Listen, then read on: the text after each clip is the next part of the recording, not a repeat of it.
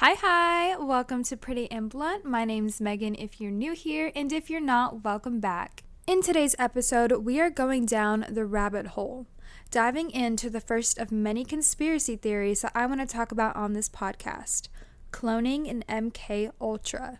Please note that the topics discussed in today's episode is all speculation and for entertainment purposes only. Please use your discernment and do your own research. Question everything. So, with that being said, put on your tinfoil hat, open your mind, and let's get into it.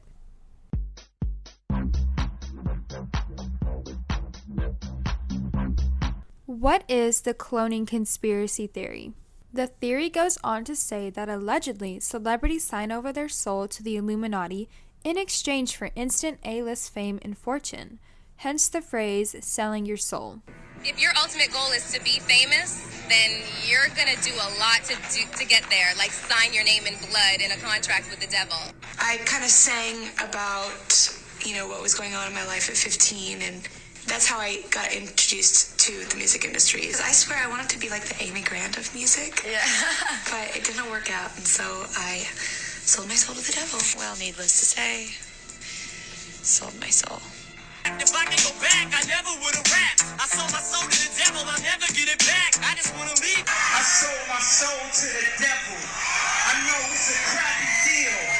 Lisa came with a few toys like a Happy Meal. Why is your hand over your eye? Because I'm a devil worshiper, what are you talking about? A while ago, I had signed a contract, and I didn't know nothing about the business or this game out here. And just right now, I'm realizing that I signed my soul. I sold my soul to the devil. I signed my soul to the devil. I don't even own myself no more. I sold my soul to the motherfucking devil, and I done prayed. I prayed, and I prayed, and I prayed. It's just like... Did I sell my soul? I sold my soul for you. Like I told y'all earlier, you motherfuckers enter the rapture. And if ain't nobody flying up to heaven right now, obviously all y'all motherfuckers going to hell. Right with, oh, you already here. I'm so sorry. You can't get out. You're stuck. It's over. You heard the song a million times and you didn't even know. So what does selling your soul really mean? Is it just a phrase? Are you now a slave to your label? Or is something much more sinister and dark going on? According to this theory, once a celebrity signs over their soul, they are secretly cloned and replaced. Allegedly, celebrities have been cloned throughout history and are used over and over again to make an impact on society. This thought was formed because photos of past public figures resurfaced who look eerily similar to celebrities like Jimmy Fallon, Taylor Swift, Jay-Z, Anne Hathaway, Ellen DeGeneres, Matthew McConaughey, Leonardo DiCaprio, Eddie Murphy, and many more. You may have to do a little bit of digging to find these photos. I'd recommend looking on TikTok first because usually someone will have some sort of compilation on there, or DuckDuckGo search engine because Google tends to censor conspiracy theories like this. But for an example, let's talk about Taylor Swift's clone. If you search for Zena LaVey in your search bar, you will see an odd similarity between her and Taylor Swift. She was the high priestess for the Church of Satan from 1985 to 1990, which is very suspicious because Taylor Swift talks about being born in 1989 a lot. She even has an album called 1989. So, is Taylor Swift an Illuminati clone made from Zena LaVey's DNA? I don't know, but they do look really similar. If you look up the photos, it's a little bit creepy. Don Marshall, a human clone whistleblower, B.O.B., and many other celebrities have spoken out before about the human cloning and cloning centers. But before we get into their stories, let's discuss what the motive of cloning these celebrities is. Well, to use the people who have massive influence over the world. These sellouts become slaves to the machine and are used to brainwash younger generations to comply with the New World Order. Some call it a conspiracy theory, others, and I would say, it's a political vision or an agenda. The New World Order essentially hypothesizes a secretly emerging one world government, one religion, one currency. Phrase that I often use myself, that we needed a new world order, is to actually create a new world order. And that great seal of the United States has on it, Novus Order Seclorum, a new order for the centuries, for the ages, forever. We've got to give them a stake in creating the kind of world order that I think all of us would like to see. Out of these troubled times, our fifth objective, a new world order, can emerge. We have before us the opportunity to forge for ourselves and for future generations a new world order, a world where the rule of law, not the law of the jungle, governs the conduct of nations. When we are successful, and we will be, we have a real chance at this new world order, an order in which a credible United Nations can use its peacekeeping role to fulfill the promise and vision of the UN's founders. And for the international order that we have worked for generations to build. Ordinary men and women are too small-minded to govern their own affairs. That order and progress can only come when individuals surrender their rights. If it's fake, then why is it real? Some believe that the true reason for this agenda is to set up the entire world to be under control of the Antichrist. Some believe in Project Bluebeam, which is going to be a fake second coming of Christ, and others believe in Project Blue Book, which is in regards to faking an alien invasion, thus triggering everyone into forming a one world government. I'm not going to get into the details of those theories because I want to stay on track of today's episode topic. However, either way, there's prophesied a great deception to fool the world into forming a one world government. That's the plan, that's the goal, allegedly, theoretically. Moving on. Regardless if you believe in this theory or not, I think we can all recognize that currency is being transitioned to be predominantly digital, meaning one form of currency. We have Apple Pay, Venmo, Cash App, Bitcoin, crypto, etc. And on March 9th, 2022, Biden signed an Executive Order 14067, quote-unquote, ensuring responsible development of digital assets, which goes into effect December 13th, 2022. According to this article by Breitbart, Biden's executive order, a direct threat to the dollar. Buried inside of this order is a sinister provision that could give the government unprecedented control over your money and freedom. In fact, this provision sets the stage for legal government surveillance of all U.S. citizens, total control over your bank accounts and purchases, and the ability to silence all dissenting voices for good. The biggest lies of the U.S. government, it's not what it used to be. Now it's a fucking reality show, and I think there's going to be a lot of weird shit that happens within our lifetime and within our generation that really changes the way of the world. So move somewhere, because whenever martial law is declared, you have, and whenever your cards fail, whenever your banks fail, and you can't use your card anymore, you have 3 days to get out of where you are, because that's when they're coming for you. That's the big move. That's checkmate right there, and they think they have you. But move out to the country, get your scraps, stand up for yourself, build a tower, build a long road to where you can see them coming. Don't give up. Some people also fear that this is programming, preparing, and transitioning us into getting the mark of the beast, a chip installed to our hand to quote-unquote make things easier. And we can already see this happening with Amazon One. This is Zoe. Just like you, she uses lots of different cards and IDs to get through her day. What if all Zoe needed was herself? Introducing Amazon One, a free service that lets you use your palm to quickly pay for things, gain access, earn rewards, and more. Let's say you're grabbing your favorite coffee beverage, or heading into the office, or checking out. Just hover your palm and you're on your way. It's as easy as that. Sign up is free and takes less than a minute. All you need is a credit card, your phone number, and your palm. That's it. If it's fake, why is it real? Also, in 2024, they are releasing Captain America New World Order movie. And then can we talk about the Illuminati in Doctor Strange? What the fuck is that about? What in the programming fuck is this? Anyhow, let's move our focus back onto cloning an MK Ultra.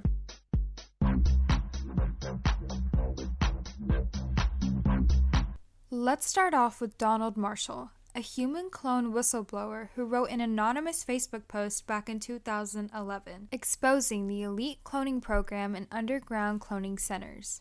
He claims his family sold out to the elites and that he was cloned as a child.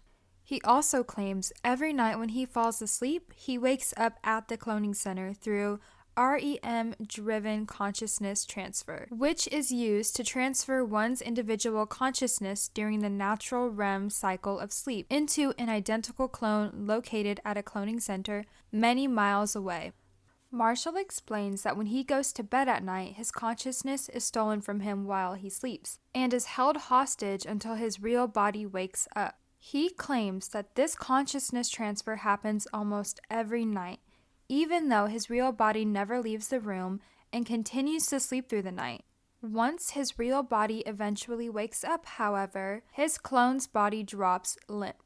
Marshall says all goes black, and as he wakes up, his consciousness quickly returns to his body. Marshall claims that this transfer can only take place once the brain has fully entered the REM sleep cycle. Once you begin to dream, he says, they can steal your consciousness and bring you wherever they want.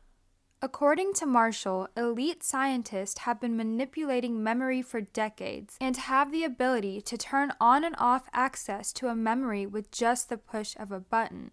In this way, he claims, this top-secret technology allows them complete control of the brain, in that they can decide who remembers, what they remember, and who never will. Marshall claims that Illuminati members have always had access to top-secret science and technology that are years beyond what is officially released to the public. This tech was perfected many decades ago and has been utilized since to bring many to the cloning center for a variety of reasons. He says some are brought to be interrogated for passwords and professional secrets, while others are brought in to be tested to see whether they would make loyal Illuminati members. And some are simply brought to be used and abused for sport, which presents a disturbing thought as to just how many of the public have been transferred there in their sleep with no conscious memory. If this is true, it would explain why Marshall was unable to access any memory of attending the cloning center for years, until the elite decided that it was time to mechanically release these memories to his present consciousness. Marshall claims that he was allowed to remember everything by the age of 30. Over the course of several months, he was able to put together some of the missing pieces. However, he claims it took years to understand the full extent of the technology involved. With his memories returning, Marshall says that he began to remember more about his double life as an unwilling participant in top-secret scientific experiments held at the cloning center.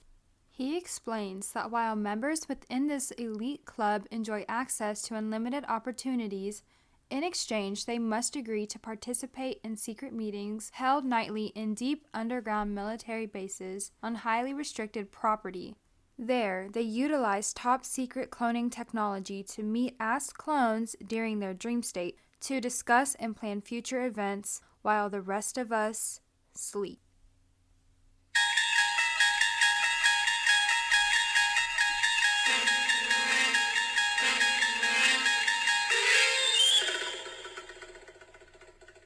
Alright, so there is a website you can go to, donaldmarshallrevolution.com, and it's like his entire story in detail, start to finish, and it's really, really interesting. I'm not going to get into it on here. However, I do want to read a little excerpt about what he experiences in the cloning centers, because it's really creepy, really interesting, and I don't know, craziness. Let's get into it. Marshall is often asked how he came to be selected to participate in these top-secret programs, especially at such a young age. According to Marshall, his childhood was normal enough, as he grew up living with his mother, stepfather, and 3 brothers in Canada. Smart, athletic, and popular, Marshall excelled at both sports and academics in school. After graduation, he found success working in building and construction. Life was good, says Marshall. until the day shortly after his 30th birthday. Marshall explains he was living in Dartmouth at the time, right across the bay from the city of Halifax. He remembers opening his eyes one night to find his roommate standing over him. "Come with me," he said. As Marshall started to get up, he discovered that he was not sleeping in his bed, but was resting on a narrow cot. Looking around, he noticed that he wasn't even in his room, but instead inside a small, dark room with thick concrete walls, empty except for the cot. "What's going on?" Marshall wanted to know. "Just come on," his roommate replied. Silently, Marshall followed him out of the room and down the corridor that opened onto the wide concourse. As he looked around, Marshall realized that he was inside some type of large indoor sports stadium, although he had no idea how he'd gotten there. "I thought I had been kidnapped," Marshall remembers. As he got closer to the main gate, his roommate stepped aside, and Marshall entered the brightly lit arena alone. Looking around, Marshall saw that he was surrounded by crowds. He quickly scanned the faces of those sitting in the dark, all watching, all waiting. Loud music began to crank through the loudspeakers as he began to walk toward the center of the arena. Marshall immediately recognized Guns N' Roses' 1987 heavy metal classic Welcome to the Jungle as it played over the stadium's sound system.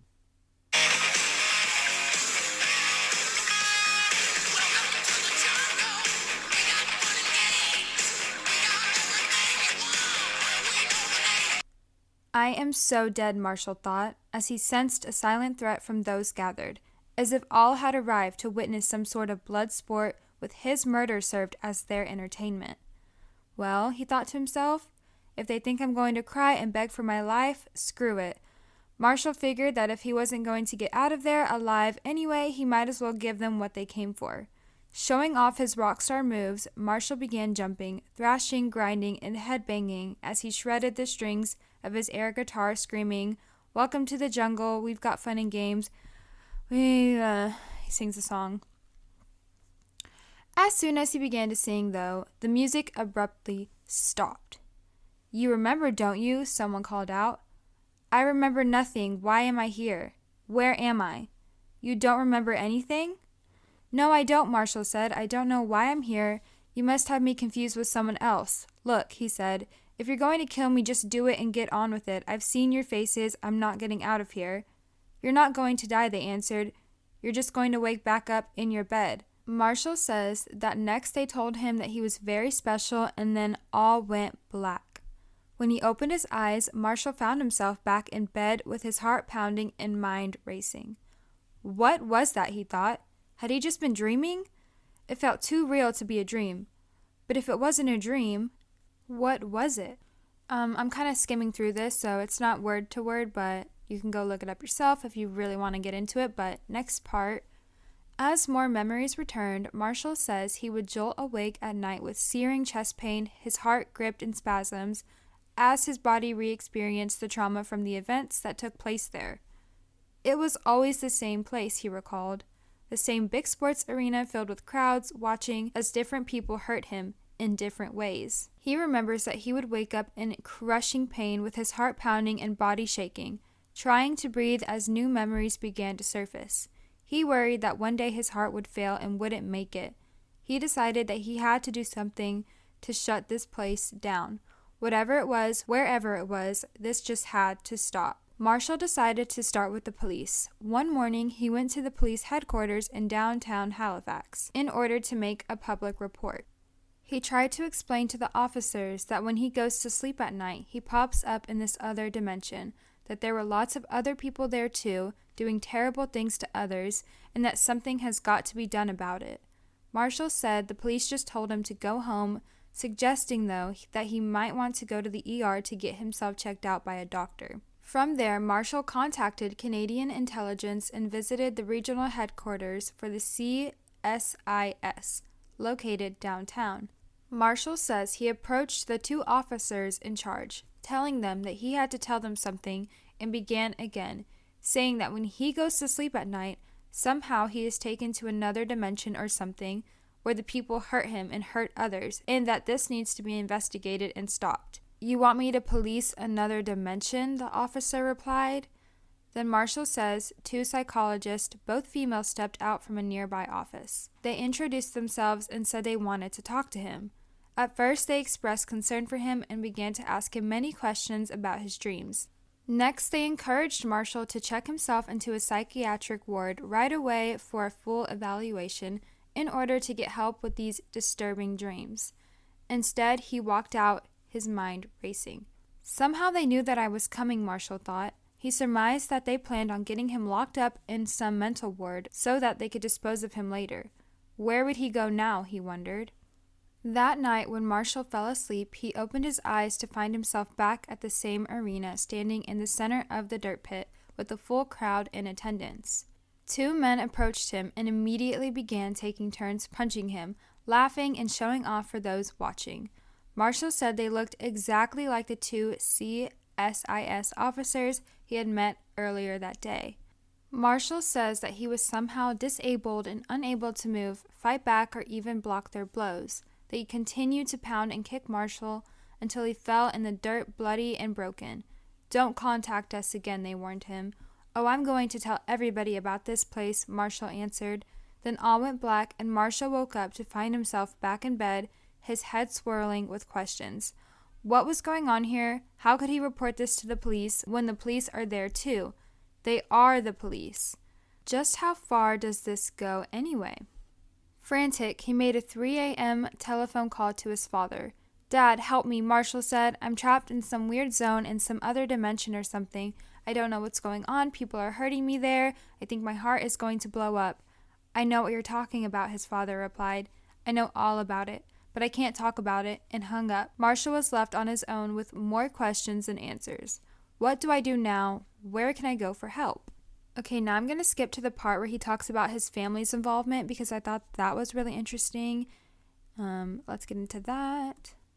He says he began to recognize many of his family members there and would sometimes see them sitting in the stands, with some participating, others just watching. He recognized his mother, brothers, stepfather, and his stepfather's family all there. In conversations with them, however, his family seemed completely aware in that they were not memory suppressed about the time they spent there. They remembered what happened every time they were there. It seemed that he was the only one Marshall realized that could not remember. He says that later he would learn the truth about his family and the deep ties they had to the Illuminati that went back generations. Although appearing to others as regular people with regular jobs, they were secretly in service to this dark organization as ground-level members, always eager to improve their standing there. What's more, Marshall would learn that his mother had actually sold him to the Illuminati at the age of 5, to be used, abused, and discarded in time. He became what is known as a slave, one with no human rights, no hope of freedom, forever trapped in a high-tech hell with virtually no way out. Marshall explains that this is one way to gain full membership within the organization. If a parent selects a child to sell to be used in any way they see fit, in exchange, the entire family benefits in terms of opportunities and favors granted from the other Illuminati members. And that's where I'm going to stop reading that. Go check it out for yourself, DonaldMarshallRevolution.com. It's really, really interesting. He says a lot more interesting stuff, but we'd be here all day if I sat here reading it. Go check it out for yourself. Now, what I love doing is relating stories like this to pop culture and what we're seeing in movies, from celebrities, and stuff like that, because they're always putting it in your face, telling you the truth. It's a part of universal law. They have to tell you what they're doing in order to avoid karma. And a couple of things came to mind while hearing this story. And the first one was Doctor Strange, Multiverse of Madness. I remember when I first watched that movie when it came out, I thought it was so demonic. The second thing that really caught my attention was the fact that the whole movie was about dream consciousness. How when you're dreaming, what you're dreaming about is happening in another reality, another dimension. That means dreams are windows into the lives of our multiversal selves. How is his theory? So that recurring nightmare where I'm running naked from a clown. Somewhere out there. It's real. Somewhere out there, I had a ponytail. Also, there's a scene in the movie where the Scarlet Witch practices a technique called dreamwalking, which is basically possessing the body of an alternate version of yourself out in the multiverse. And to do this, you have to be very strong-willed and meditate a lot. This also reminded me of another movie on Netflix called Behind Her Eyes. In this movie, we see concepts like astral projecting and consciousness transfer. Spoiler alert, don't listen further if you want to watch the movie. Basically, a single mother starts having an affair with her psychiatrist, and his wife befriends her, but she has no idea that's his wife, and I think she was like sabotaging them throughout the movie. I can't remember, but eventually she figured out, oh shit, you are his wife and you know all of these things, and she found out she had been astral projecting the entire time, anytime they'd hook up, anytime they were together, watching them. And then at the end of the movie, he breaks up with his wife, gets with the mistress, and then at the end of the movie, the wife takes over the mistress' body via consciousness transfer. And now she's in the mistress' body and gets to stay with her husband, while his mistress suffers in her body. Hopefully that made sense. Go check out that movie. It's pretty crazy. Last thing I want to relate Don Marshall's story to is Squid Games. How basically all these Illuminati members are watching these people do crazy things, fight for life and death, and they're also playing a bunch of children games, which makes me think that in reality it's kids in that position that are trapped on an island doing all this crazy shit. Just another one of the weird things the Illuminati people do. And if you look throughout that series, there's a lot of Masonic symbolism, and it's very interesting to look at when you're awakened to this kind of stuff. So, okay, going back to Don Marshall again, I do want to talk a little bit more about him really quick. So, Don claims celebrities are killed, cloned, and made to participate in degrading dark acts, fulfilling the desires of the wealthiest elites. He claims that one of his clones would be tortured and murdered at the cloning center until he wrote original songs for musicians. So he wrote the music to keep himself protected, and he claims he wrote the following songs: Kenny Rogers, Lady, 9 Inch Nails, Happiness in Slavery, Nirvana, Smells Like Teen Spirit, Michael Jackson, They Don't Care About Us, Def Leppard, Pour Some Sugar on Me, Britney Spears, Hit Me Baby One More Time, Poison, Every Rose Has Its Thorn, Sweet Dreams by Eurythmics, I cannot say that, and apparently he wrote the entire Michael Jackson Thriller album, launched Lady Gaga's career, Whitney Houston, Rihanna, Eminem, and Madonna's through his songwriting, and gave Nirvana their band name, wrote the Radiohead song Creep about Queen Elizabeth. And I read the lyrics to that song, and I'm not really sure how it would relate to Queen Elizabeth, but anyways, he also claims the reason some people are extremely famous at a young age is because they were either born into the program or sold into cloning by their parents. And because of this, their parents are rewarded for the rest of their lives for their service. Examples I want to talk about is Bad Baby, The Kardashians, Amanda Bynes, Britney Spears, Justin Bieber, Paris Hilton, Shirley Temple, Judy Garland, Kim and Kyle Richards, Drew Barrymore, Miley Cyrus, Lindsay Lohan, Elon Musk, the Jonas Brothers, Macaulay Culkin, Ariana Grande, Jaden and Willow Smith, etc. All the nepotism babies.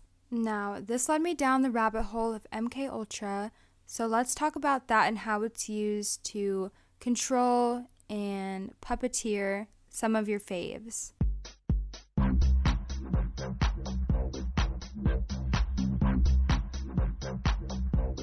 Started by the CIA, MK Ultra was a classified operation which was run between 1953 and 1974.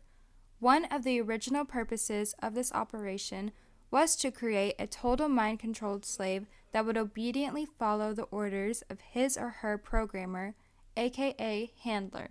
I believe they are subjected to trauma-based mind control, MK Ultra, trying to get them to create a second personality, where the human is programmed to operate in another dimensional realm.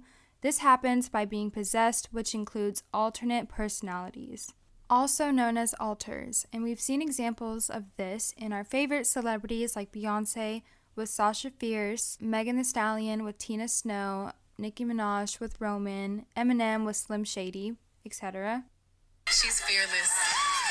You know, she can do things that I cannot do when I'm in rehearsal. I mean, I can try, but then it just doesn't happen. I can sing notes and sing strong and do all these things that when I'm just by myself, I can't do. And I remember right before I performed, I raised my hands up, and it was kind of the first time I felt something else come into me. Roman is a crazy boy who lives in me, and he says the things that I don't want to say. He was born, just a few months ago. I think he was born out of rage.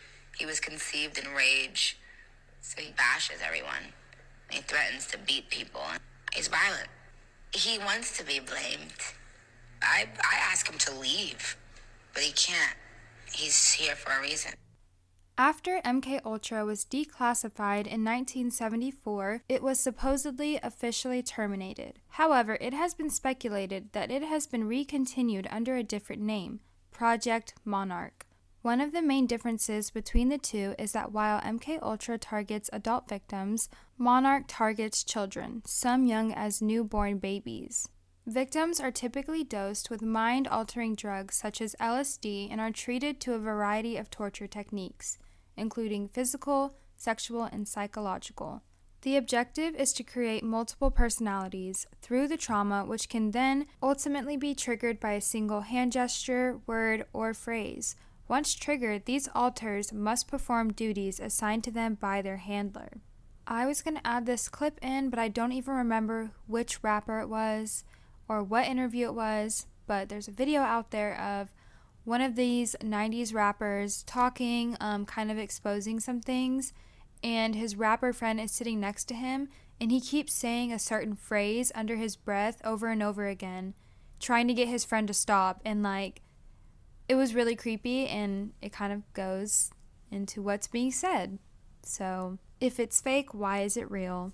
I would honestly have to do a whole separate episode just on symbolism alone because it goes so deep and there's so many rituals out there that celebrities do, and it's in their content and it's in movies, shows, everything to show you guys that they do worship Satan, that they're in the Illuminati and certain stuff like that. So, for example, keep an eye out for monarch butterfly symbolism. If they're doing a photo shoot with a bunch of butterflies, that means they have gone or are going through monarch programming. Beta sex kitten programming, which is typically seen in women who wear animal print clothing. And a perfect example of that programming is the WAP music video. They're all wearing animal print, lions, tigers, zebras, cheetah, all of that. And that means that they are selling themselves out to the men in the industry and doing sexual acts. Allegedly, sudden head shaving, bleaching hair to platinum blonde. And I noticed a lot of celebrities will be in their Slay era whenever their hair is platinum blonde. So keep an eye out for that. Pete Davidson recently did it. Kim Kardashian's in the middle of it. Ariana Grande did it for her Sweetener album. Selena Gomez dyed her hair blonde after Justin Bieber and Hailey Bieber got married. I noticed that. I don't know, there's many more examples. I'm pretty sure every celebrity ever has dyed their hair platinum blonde or blonde. So just notice whenever they do that, they're about to go through a big transformation in their career. There's also a ritual some celebrities do in their music videos, blood baptism. One that immediately came to my mind was SZA's Hit Different music video. Go check it out. It has nothing to do with the song, but she's drenched in blood walking around what in the ritual fuck? Young Thug, Lil Wayne, Eminem, MGK, Billie Eilish, Tinashe, and so many other artists are seen in music videos drenched in blood, bathing in blood, doing things with blood. And recently, not too recently, but Halloween last year, Kylie Jenner did a photo shoot for her Nightmare on Elm Street collab, and she was just drenched in blood, and it was like, oh, this is just for like Nightmare on Elm Street, it's Halloween. Girl, no, BFFR. And I just looked on her Instagram and it looks like it was deleted, but I don't know. Weirdo ass shit. And then you'll see people drinking milk, which is called milk bathing. Milk bathing is considered to be lower level occult magic. In higher echelons of satanic ritual worship, bathing in or sprinkling human or animal blood is commonplace. And that makes me think of Fergie's music video MILF, and there's a lot of milk in that video. In Doja Cat's music video for Rules, she's sipping on some milk like a cat. And at the same time, she says, bitch, I'm fucking reptilian, so yeah. And then, of course, the Got Milk ad. If you notice, in a lot of music videos, or even the Kardashians' old home, there is white checkered flooring, which represents duality, in which Masons believe that good is bad and bad is good.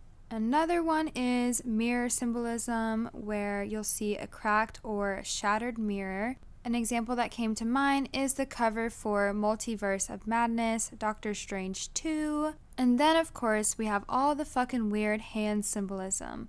The hand over one eye, the finger over the mouth, which is representing like shh, like be quiet. The 666 fingers, the triangle sign when you put like your hands together and make a triangle. The horn hand, like the devil hand, rock star symbolism as well. And a newer one I learned about is a Freemason one, where they are wearing a suit and they put their hand right under it across their chest to symbolize, I guess, allegiance to Freemasonry. I'm not too sure about that one. However, you can see Will Smith doing this whenever he's at the Oscars, apologizing for slapping Chris Rock in the face. So, okay, why the frick did Chris Ross just punch Chris Ross in the penis? Last one I want to talk about is the black eye. It's always on the left eye, I believe. And you can see and look up a bunch of celebrities with a weird black eye on their face. In real time, right now, Doja Cat has a black eye on her fucking eye.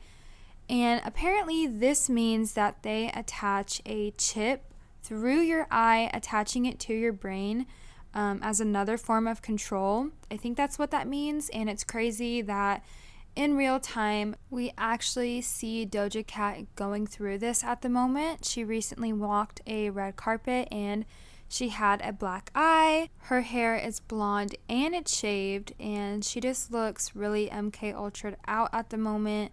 The girl is going through it. I would say send her prayers, but I think this is something she chose to do, willingly wants to do. But yeah, that shit looks rough. Okay, let's run back to the topic of cloning again. I want to give some more examples and tweets from celebrities who talk about cloning. But first, let's talk about Megan Thee Stallion. I think it was this past year, at the beginning of the year, she deleted all her pictures from Instagram and only had a couple pictures of art on her page of her in a cloning lab. And one of the system messages, quote unquote, said, Megan Thee Stallion is recharging due to the demands of the hot girl lifestyle. Meg has now entered a period of regeneration to prepare for what's next. In her absence, management will manage all social posting on behalf of the hot girl coach. Cringe. And then she comes back, releases an album, and if you look at the art, it looks like she has a split personality situation going on. And the name of the album is called Traumazine. In definition, it means the chemical released in the brain when it is forced to deal with painful emotions caused by traumatic events and experiences. Are you fucking kidding me? That bitch went through MK Ultra. That bitch went through programming. I don't fucking care. Don't tell me it's fake. Actually, it's alleged. If it's fake, then why is it real? Another example an artist has shown us of cloning is Kanye West in his music video Stronger. He's literally being cloned in the music video. Go check it out for yourself. He's coming out harder, better, faster, and stronger. You know what I mean? Now, let's talk about some of these celebrity tweets. If you weren't on Twitter in 2012, you missed out on a whole era of chaos. The shade, the drama, the truth being shared on Twitter was crazy, especially from your favorites. I'm acting like I was on Twitter in 2012. I wasn't, but I was actually on it in 2013. Slay. But I deleted Twitter because it's fucking stupid now. But anyways, let's start off with B.O.B. and his tweets, because around this time, 2015, he was making videos exposing cloning centers. You can find the videos on YouTube, I think. I would go through DuckDuckGo. Someone has to have reposted them. Or TikTok, I'm sure someone reposted it on there. But he played a big part in exposing cloning and the cloning labs and stuff like that. Every time you see a celebrity randomly lose their mind, cloning center. Hundreds of kids go missing each year, cloning center. When a celebrity in great health suddenly suffered a stroke, heart attack, aneurysm, cloning center. Notice a celebrity who has tattoos or piercings mysteriously vanish, cloning center. Clones don't have dreams, they can't gain weight, and they can't grow hair. Who are you sleeping next to? This makes me think of when Kodak Black got released from prison. I swear to God, I saw a clip of him leaving prison, fat as fuck. The next time I saw him pop out, he looked the way he does now. Kodak Black looks fucking weird. He looks possessed by a demon. He doesn't act the same. He's a clone. I don't give a fuck. He's a clone. And he had a cross tattoo on his forehead that is now replaced with, I think it's a bird or a bat. I can't really tell what it is, but that's not my 2016. Who the fuck picked this little sorry ass beat? Kodak. No, sir. Some other celebrity tweets. We have Katy Perry. Yay, don't clone me from the sweat I left on the dress. Shout out at Machino. Dwayne Johnson. Thank you, bud. Hopefully my clone will be slightly better in math. Hashtag Iron Will. Al Roker quote tweeted someone asking, do you ever sleep? And his reply was, I'm a clone. And if you haven't seen the video of Al Roker glitching on TV at the Today Show after one of his hosts says the Holy Ghost, go check it out. It's really creepy. He stares off into the distance for a minute, and yeah, it was really, really creepy. T-Pain, I'm trying to get on that Gucci clone diet. That one seems like a joke, but I don't know. Nicki Minaj, my tears have dried and I know that no weapon formed against me will prosper. Searching for people who can relate. ... Hashtag stop human cloning. I think this one was from an interview or an article that Holly Madison did, and this is what she said. I don't get jealous of other girls because I was raised in a cloning lab to be the perfect woman for Hugh M. Hefner. So, other than the fact that my IQ is probably a little higher than he would like, I have nothing to worry about. This one blew my mind. Billie Eilish's album title, When We Fall Asleep, Where Do We Go?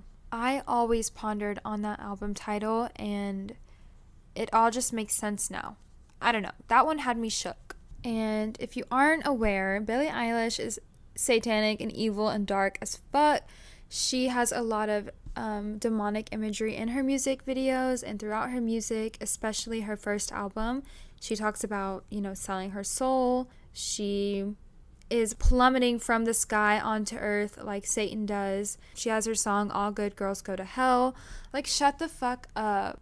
Her, Lil Nas X, and Bella Poarch even are perfect examples of people who are industry plants, because the immediate blow up they have, and then they jump into immediately talking about Satan in their music and stuff like that, is just very telling to me.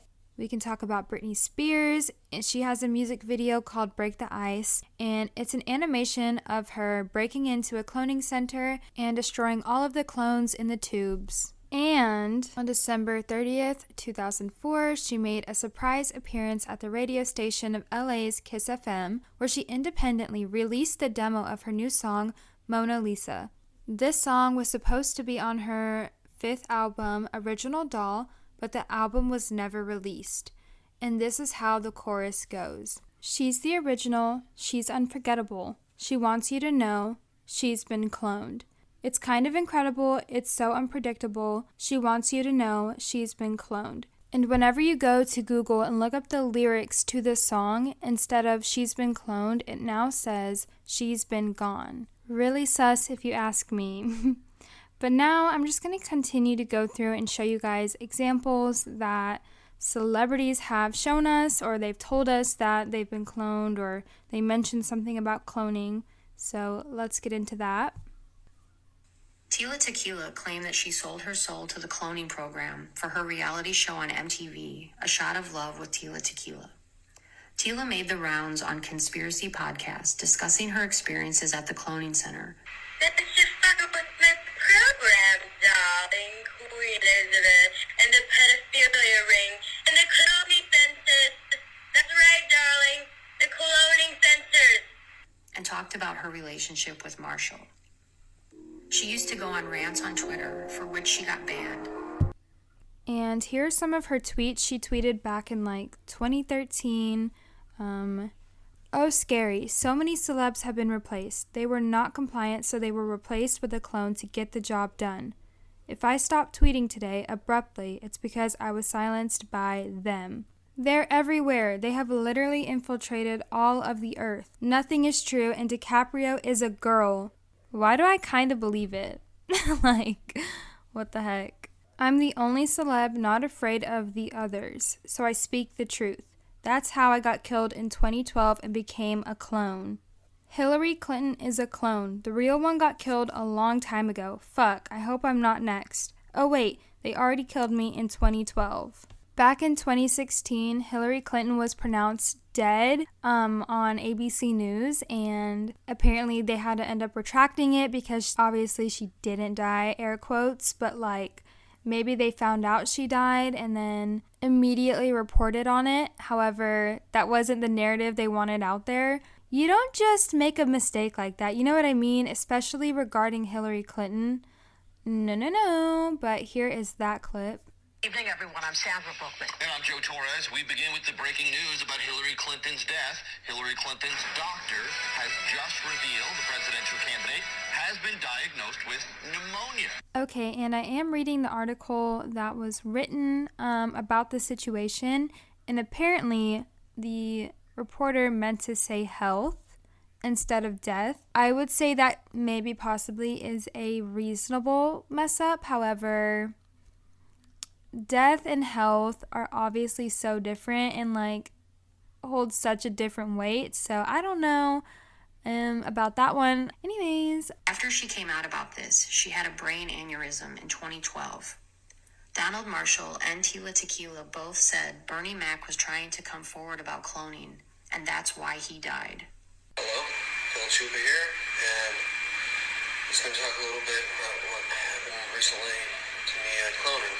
And a little background is REM phase cloning is they take your consciousness while you sleep and put it in a clone in the cloning center. And as soon as you hit the REM phase of sleep, and you have to stay there until you wake up. They tell people a lot of different BS. It's the fifth dimension, seventh dimension, Nirvana, Shangri-La, time stutter, singularity. They say that it's another dimension, or that it's lucid dreaming, or the astral plane. It's not. You're just in a cloning center, and they're using MK Ultra visual and audio effects to make you see what they want. Now, they've been doing this to me probably my whole life, but now they see me talking to Donald Marshall, and I go to the same cloning center he does now. How do you do it? I look on Twitter, there you are. Facebook, there you are. Television, there you are. How do you do it? I have a clone. I was going to say that. There's two of you. Cat's out the bag. Okay? It's about a good 3 of me. We broke it. They didn't want to release it yet. This is major news that I'm giving you. All right. I'm the first person to ever use it. I'm cloned. And now, I think we're going to make part 2. I think you have to. I think you have to. They kill you if you try to walk away. And they clone you. This is Kid Boo. Listen to what he has to say about Clonaid. My first gen was born in Jersey. However, I was cloned by Clonaid in Canada. My model number is 0112568, if anyone wants to see the registration on Clonaid.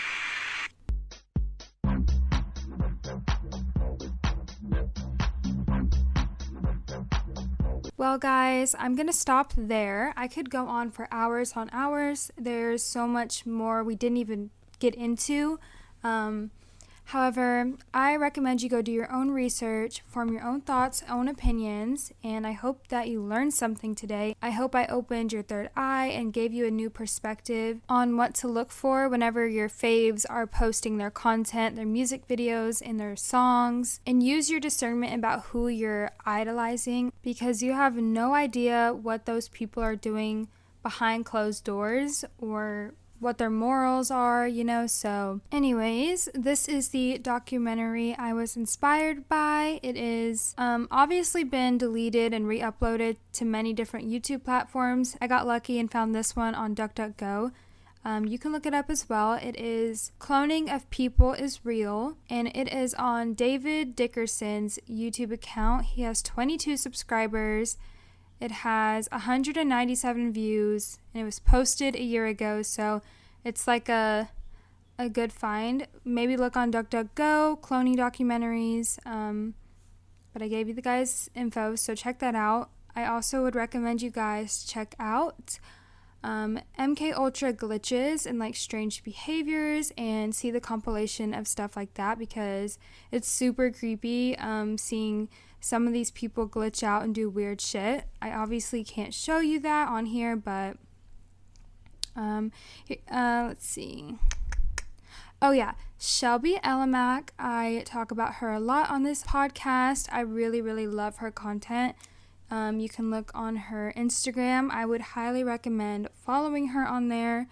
Her Instagram is Storm Elamack, and her phrase is, if it's fake, why is it real? That's why I've been saying that this whole time, because it's a good phrase. But she posts constantly, keeping updates on shit she sees from these celebrities. Also, I promised that I would be posting every Monday. However, I don't want to overwork myself, because I work on so many different projects that I just get overwhelmed. And sometimes I don't get inspired, which is what happened this last time. So it just depends. I want to be more consistent, like I said in the last episode. But if I'm not feeling it, I'm not feeling it. I'm not going to force an episode out, because I don't want it to feel like work. It literally isn't. It's supposed to be fun. So if anything, every 2 weeks, every Monday, I will be posting an episode. So stay tuned for that. And I guess we will end it off with a Bible verse. Mark 8:36. For what does it profit a man if he gains the whole world and loses his own soul? Well, I love you guys. God loves you. I hope you have an amazing day, night, afternoon, whatever it is you're doing. Remember to stay positive. Say your affirmations today. Tell yourself that you love yourself. Forgive yourself for your actions. Work towards healing, work towards being a better person, and my voice cracked. Anyways, loving you. Bye.